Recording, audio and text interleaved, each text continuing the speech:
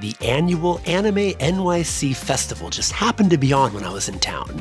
It's your standard Japanese pop culture event.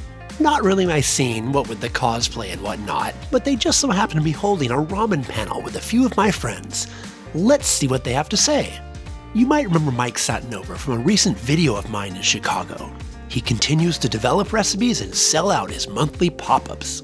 I think the biggest one is access to very cheap, affordable, but high quality bones and animal products. So in Japan, you can get chicken bones for 10 cents a pound, and they're from heritage birds. They're beautiful, amazing, delicious. And in America, there's not a big market for that yet. So even though we grow beautiful poultry and beef and chicken and pork, so there's a couple. I think the first is a good stock pot just to make soup in.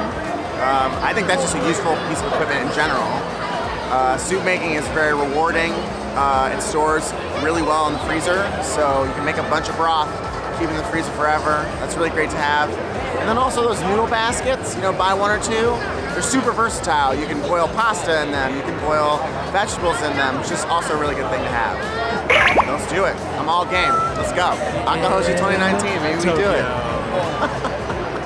David Chan is an engineer by day and a ramen chef by night. He does his thing out in Sacramento. Get it? Sacramento?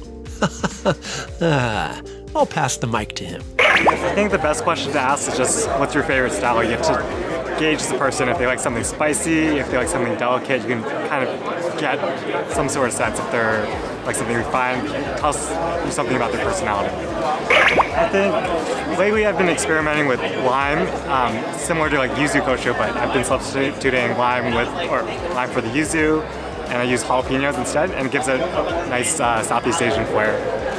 For the best ramen would just be a chilled ramen. I'd top it with that lime kosho that I was talking about. It just has a nice spice that makes you start sweating, that will cool you down. Josh is only 15, but already kicking ass in the culinary world. He competed on MasterChef Junior and has set his sights on all kinds of cuisine, especially ramen.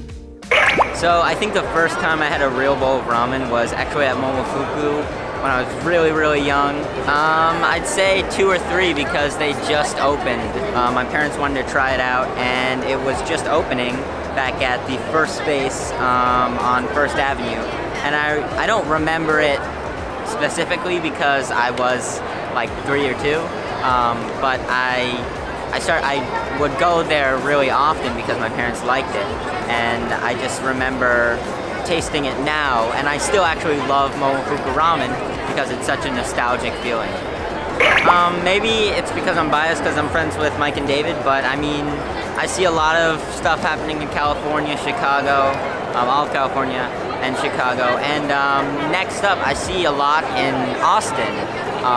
Maybe it was because of Tatsu growing and now people have more faith in that area, and then a lot in Portland and in Seattle. I think that I do want to get into A-level fine dining, but one of my goals right now is to actually bring my fine dining background and ramen background together, see if that would even work, because a lot of people wouldn't be inclined to spending that much on ramen or having that kind of food at a place with a white linen. Like I was talking with Mike and David, Nichijou Ramen and Ramen Over, and in a setting like that, I don't think a lot of people would like slurping, or I don't think a lot of people would be able to pull off something like that. What if it spills? What if something happens? So there's a lot to think about, trying to think about it a lot, and yeah, maybe in the next few years.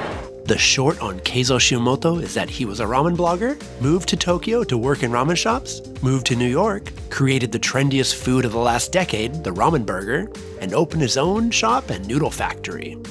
There's definitely a lot of more ramen shops now, like a lot of big names from Japan, and a lot of people that have kind of graduated from those shops and gone on to make their own name.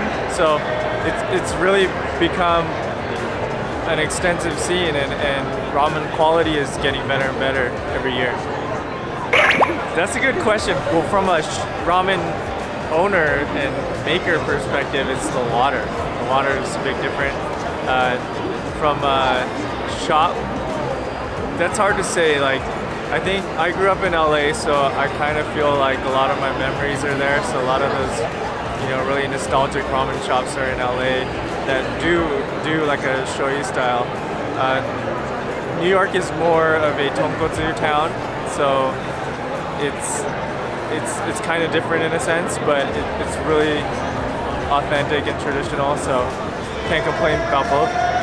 The difference between American and Japanese ramen is that one is made in America, one is made in Japan. Thanks to Anime NYC for letting me film and to check out this event. It was super cool. Hopefully I'll be back next year. Hey, maybe I'll even be there as a panelist. You never know. And thanks to the guys for chatting with me about their ramen views. Check them out, links down below. These are all guys who are kicking butt in the ramen scene in America. And yeah, keeping things strong. Ramen Adventures is out of here.